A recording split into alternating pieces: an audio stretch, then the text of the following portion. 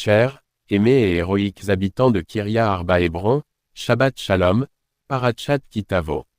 Et ce sera, lorsque tu entreras dans le pays, Veaya Kitavo El Haaretz.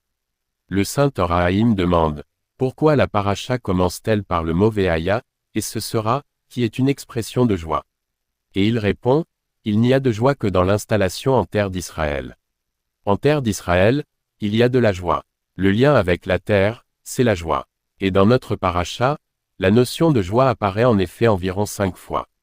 La paracha débute avec le passage des prémices Bikurim, et il est écrit le verset suivant, « Tu prendras des prémices de tous les fruits du sol, et tu iras vers le Kohen qui sera en ces jours-là, et tu lui diras, j'atteste aujourd'hui devant l'Éternel, ton Dieu, que je suis venu dans le pays que l'Éternel a juré à nos pères de nous donner.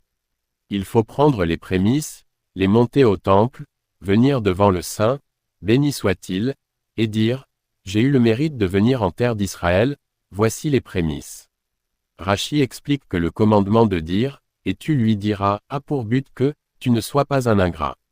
Rabbi Yeroham de Mir demande à ce sujet, pourquoi le dire oralement? Tu as apporté les prémices, tu as apporté au Saint, béni soit-il, du fruit de ta terre, cela ne suffit-il pas? Et il répond, cela ne suffit pas du tout. La Torah nous enseigne que la reconnaissance du bien, la gratitude, consiste à dire oralement, merci beaucoup, pour toutes les choses évidentes. Merci beaucoup de m'avoir fait venir dans ce pays, de m'avoir donné un héritage, des arbres et des fruits. S'habituer à dire merci beaucoup même pour les choses les plus familières, les plus connues, pour les plus petites choses de la vie. Pour chaque bonne chose que nous avons reçue, exprimer la gratitude de vive voix. La gratitude exprimée par la bouche produit du bien dans le monde. Dès lors, et tu te réjouiras de tout le bien que l'Éternel, ton Dieu, t'a donné, à toi et à ta maison, se réjouir du bien que le Saint, béni soit-il, nous accorde. Plus loin, la paracha détaille largement la section des bénédictions et des malédictions, au cœur de laquelle se trouve le verset, « Parce que tu n'auras pas servi l'Éternel, ton Dieu, avec joie et le cœur joyeux, au milieu de l'abondance de tout. Les épreuves et les punitions viendront, où nous sont venus, à Dieu ne plaît, parce que nous n'avons pas servi Dieu dans la joie. » Rabbi Sima Bounim de Péchicha demande, « Si nous n'avons pas servi Dieu dans la joie, est-ce pour cela que de telles épreuves nous arrivent ?» Et il répond, « Ce n'est pas une punition pour ne pas avoir servi Dieu dans la joie, mais plutôt que si une personne sert Dieu dans la joie, elle ne tombe pas dans la déchéance spirituelle. » Le service de Dieu dans la joie donne à l'homme de la force et un profond attachement.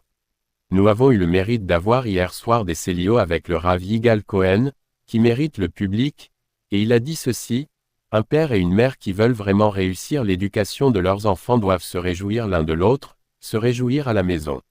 Se réjouir dans le service de Dieu, c'est la plus grande éducation pour les enfants. Lorsque les enfants voient que papa et maman sont joyeux dans leur service de Dieu, cela les rattache et leur donne envie de suivre la voie de leurs parents.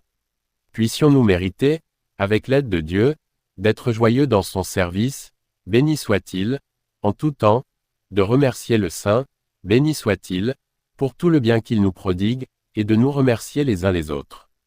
Et tu répondras et tu diras, que tu n'es pas un ingrat, être constamment dans une parole de bienveillance les uns envers les autres. Shabbat Shalom et bonne nouvelle.